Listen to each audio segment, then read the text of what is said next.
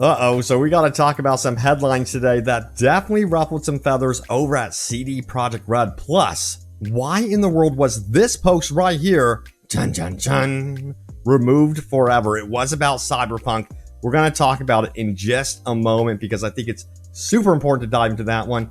Plus, there's another controversial article I have to discuss right here. It's going to make you scratch your head maybe. It says here, why a Cyberpunk sequel is unlikely to happen. Well, I believe that we're definitely going to be getting a Cyberpunk 2. I'll explain that in just a moment. But yeah, I discovered something really cool, so check this out right here. So yeah, we have to talk about this one. In my recent Cyberpunk video about Update 1.6, I mentioned how I discovered something that is cheaper than grocery shopping, but also a lot more convenient and healthier. As you all know, life gets insanely busy, so HelloFresh has been amazing for me personally. Why, you ask? Because they deliver healthy, delicious, but easy to prepare meals. And guess what? You guys like the ultimate easy to use meal kit known as HelloFresh so much that they are partnering up with me again to talk about my experience with it. So let's do it. I've been loving HelloFresh for the past few months, and I can safely say that I'm officially a fan now. It's insanely convenient with easy to prepare meals that make your mouth water, and it's never boring. There's a wide variety of meal options to make your taste buds very happy indeed. So if you're curious about HelloFresh and want to try delicious, affordable, and healthy meals this spring, use my link or go to HelloFresh.com and use code POGOWG May 16 for up to 16 free meals plus 3 surprise gifts, which include free appetizers, free desserts, and free premium recipes. And this is across 6 HelloFresh boxes plus free shipping. Now, once you click, my description will live update to count up the purchases, so check that out. But thank you all so much. So again, be sure to check out HelloFresh in the description below. All right, so back to those controversial headlines. We're going to start out with the one that really ruffled some feathers over at CD Projekt RED. This one right here says Cyberpunk in Unreal Engine 5 offers a glimpse of what CD Projekt RED was trying to pull off. Ouch. It says absolutely stunning. So yeah, imagine working on Cyberpunk for years of your life, developing Night City, and seeing that as the headline. Now, if you don't know what they're referring to with this Unreal Engine 5 tech demonstration, it is fan-made and it's based on Cyberpunk 2077. Check it out right here. This is really cool. It comes from various artists, and they also showed off some really cool facial technology stuff as well. But yeah, the reaction from some of the people that work at CD Projekt RED was not too favorable for this article. Now, I get where some of this article is coming from when it comes to the launch of the game and also some missing features that are currently not in the game at all. But let's see right here what Kuba had to say. He just put this like shrug icon right here in reaction to the article. Look at this. Look at this disappointed shrug icon right here. But he goes on to say this. Let's get into what he actually says. In reaction to this article, he says the following, and this is a former person that worked at CD Projekt RED that obviously worked on Cyberpunk 2077. He says, "Let me be clear, it's the best feeling in the world to see fan art reimagining of your work. But this headline, we're proud of what we achieved with Night City's art, and we've pulled off what we wanted to pull off." Yeah, you know, Night City itself is absolutely stunning. Of course, we want a working police system. We want better NPC interactions, better crowds, stuff like that, which I feel like hopefully update 1.6 brings us, please. And New Game Plus, by the way. But yeah, I feel like they're headed in the right direction. But Night City itself, the architecture, the actual world is so stunning to me. I feel like it's one of the best open world cities ever made. That's my personal opinion right there. Now, Patrick K. Mills from, of course, CD Projekt RED goes on to agree, saying 100%. He says, complain about Cyberpunk all you want, but the environment is unmatched. And again, I totally agree with this statement right here. Let me know if you guys agree or not. If there's a better open world out there, sound off in the comments below. I'm sure you guys have many different opinions, but we got to talk about this one as well. This post right here was mysteriously removed on r/gaming on, of course, Reddit. But why was it removed? Check it out. It's going to be pretty unbelievable to a lot of you guys. But it goes on to say this right here. Say what you will, Cyberpunk is one of the best games ever, and it was actually removed, I kid you not, from the subreddit, and I had to further investigate this, of course, and find out why was it actually removed. But there was a post, thankfully, that was kept up, and it's right here under the our Cyberpunk game community.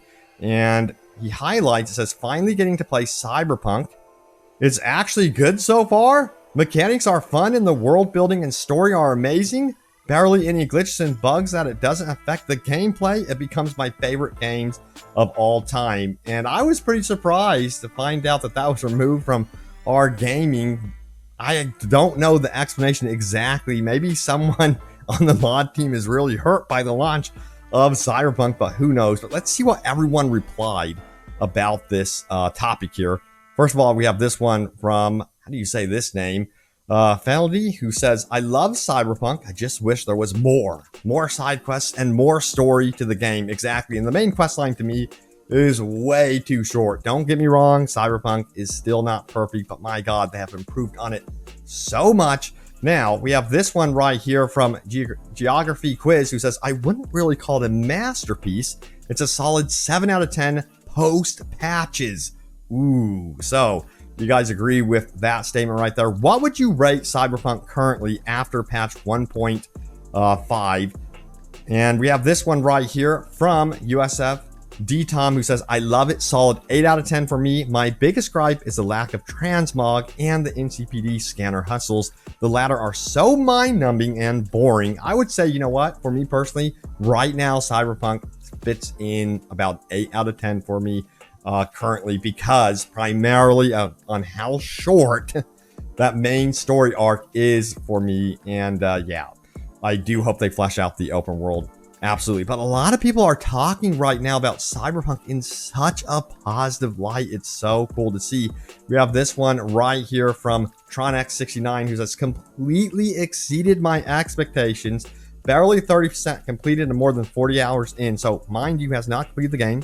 So CD Projekt RED have outdone themselves with the level of immersion and exploration. I originally missed out on this game due to the negative press. Fast forward almost 2 years and I decided to buy it now, and I cannot stop playing it. Now that's interesting to me, because a lot of people that are coming into the game now, in my opinion, are finding more enjoyment out of Cyberpunk than people that were, you know, experiencing the launch issues.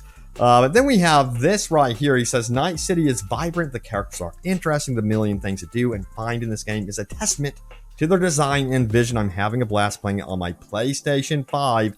Definitely one of the best games I've ever played in a while. 10 out of 10. Whoa, he gives a perfect score right there. And again, he's on a next-gen console. That's another thing that's going to influence your decision making when it comes to actually scoring this game, in my opinion. But yeah, let's keep going. We have some comments from Powell Sasko of CD Projekt RED about Cyberpunk. He goes on to say this right here. I'm so proud of our new work model and insane hiring possibility it opens up. It also allows me as manager to create great work conditions for my designers, matching their personalities and unique needs. And this is a response to this post right here. CD Projekt RED is doing some interesting things with their actual internal workflow. So CD Projekt embraces a flexible new work model. That's right. From now on, being a RED can mean both remote first and office first work model that can be further adopted to fit personal lifestyle. So that's really interesting that they are doing that. And I think it's also to prevent burnout. They're really, really concerned about losing any more talent, and they should be, of course. Now, we got to talk about Cyberpunk numbers, by the numbers here, and some interesting things have happened within the subreddit of Cyberpunk. I always think it's an interesting area to gauge what's happening within the community based on the numbers, but check this out right here. We have seen a double increase practically of the activity on the concurrent people watching Cyberpunk or interacting on the subreddit. Remember, there's 927,000 people that are kind of like waiting for something to happen with Cyberpunk. That to me says a lot. And all CD Projekt RED has to do is do something absolutely amazing with Cyberpunk 2077 to really activate their community. Now, on the other side of things within the gaming community, we can draw a comparison between Cyberpunk and Elden Ring. This is a very critical comparison. We have 1.4 million tarnished on the Elden Ring subreddit. That's a lot, but how many of them are actually engaged with Elden Ring right now? And this is, by the way, late at night time that these numbers are being projected to me. Usually it's kind of like double for everything, but 15,000, nearly 15,000 are searching for grace, or these are the concurrent numbers actively engaged with Elden Ring. This to me, again, shows the potential for Cyberpunk, that they can activate a lot of people within their Cyberpunk community. They nearly are matching the total amount of people compared to Elden Ring. Of course, give or take like 500,000 people or so, but they're nearly at 1 million people for Cyberpunk just sitting there waiting for something to happen, in my opinion. Now, some weird things are happening right now with the numbers on Steam database. Let me tell you what, I'm like scratching my head over this one. Please let me know if you guys have noticed anything weird going on with Cyberpunk on Steam, because check this out. Major dips. Weird, strange dips, as you can see right here, nearly going to, I would practically say, not zero, but I think it was like 2,000 if I can highlight over that. So frustrating. But the same thing is going on right here where it dips, yes, to 2,200 concurrent players. Yikes. Now, that could also be a problem with Steam database, but what we do know is that, yes, we are getting some updates going on for Cyberpunk on the back end of things, which means something could be coming very, very soon for this game.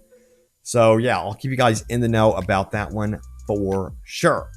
All right, so we got to talk about this article right here. I promised I would comment about it. It says this: why is Cyberpunk 2077 2 is unlikely to happen. A sequel to CD Projekt RED's Cyberpunk may appeal to some, but there are a few reasons why it will likely not happen in the near future. And, you know, just a short version of this, I do disagree with this statement, but we got to get into the article a little bit more. It's a bit more nuanced than what they suggest. They, to paraphrase, basically say that we would not get a direct sequel to Cyberpunk 2077, in that we wouldn't be playing as V. That would have to be a new character because of the endings. And that could be true, but I do also believe that CD Projekt RED could take one ending, call it canon, and do something to save V or something like that, and actually progress the story in an interesting way. So that is actually possible. Or they could do what they're doing currently with The Witcher, the new Witcher saga, which is not going to be about Geralt, it seems. It looks like it's going to be about a new character, which I'm fine with, by the way. So yeah, to me, Cyberpunk 2, as we're going to call it now, is definitely going to be happening. It's just the story is uncertain. But yeah, I do strongly believe we will be getting a sequel to Cyberpunk 2077. It's not going to be on Red Engine 2. It will be on Unreal Engine 5, though. So that is also really important. But yeah, now it's time to get into your top comments. Remember to leave a comment down below. It could end up in a future video. You never know. So let's dive into those right now, shall we? So, what was my most recent video about? It was about this one right here. Cyberpunk New Secret Update by CD Projekt RED, and first look at Edge Runner's anime TV series. If you guys missed that, check out the video on my channel. Some really cool stuff going on with that Netflix TV series. Crossing my fingers that it's actually good, because it seems like it's by a really good studio, so that's a good sign. See what you guys had to say about this.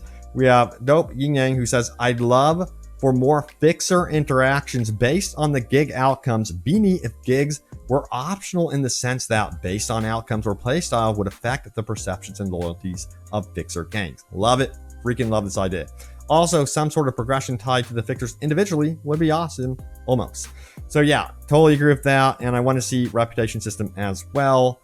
That would be so cool. It's one thing that I feel like is really missing with the world of Night City. Now we have this one from, yeah, sure. Now that Starfield is delayed, CD Projekt RED should really try to hit a January, I'm assuming this is going to be January release for the expansion. If they don't, they may be competing directly with Starfield. All I have to say to that is yikes. I just don't see them keeping people except the most diehard fans interested enough for the expansion to do well if it's released after Starfield and whatever other games released. So yes, I totally agree with this statement, and yeah, it's going to be interesting. Now, Starfield has a very big release window. I thought it would be releasing in the first quarter of 2023, but it's the first half of 2023. So that's a lot of wiggle room for CD Projekt RED to try to figure out when to release the Cyberpunk expansion. Me personally, I'm thinking earlier the better at this point in 2023. Again, it's going to be up to them, but I always say I would rather have quality stuff for them to take their time, even if I hate to say, even if they do have to release against Starfield. But yeah, timing is going to be absolutely critical for the expansion. It's going to be, it looks like, very, very crowded in 2023.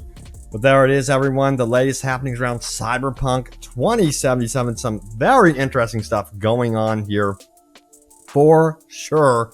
It looks like that Unreal Engine 5 tech demo definitely stirred up some opinions over at CD Projekt RED. But yeah, you know what? I'm still excited for Unreal Engine 5. They're going to be using it for the future of CD Projekt RED stuff. So yeah, it's going to be cool. But anyway, thank you all so much for watching. Stay tuned for more, and I will see you all next time. Take care.